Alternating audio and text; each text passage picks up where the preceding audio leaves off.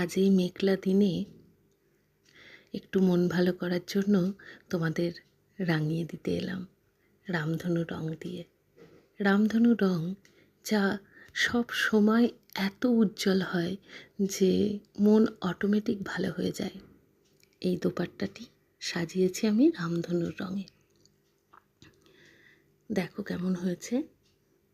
আর রং নিয়ে রংবাজি আমার চলবে, সঙ্গে তোমরা আছো বলেই কিন্তু চলছে।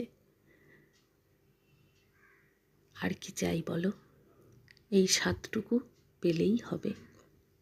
এই ওড়নাটি তোমাদের সংগ্রহে রাখতে চাইলে আমাকে একটু ইনবক্স করো।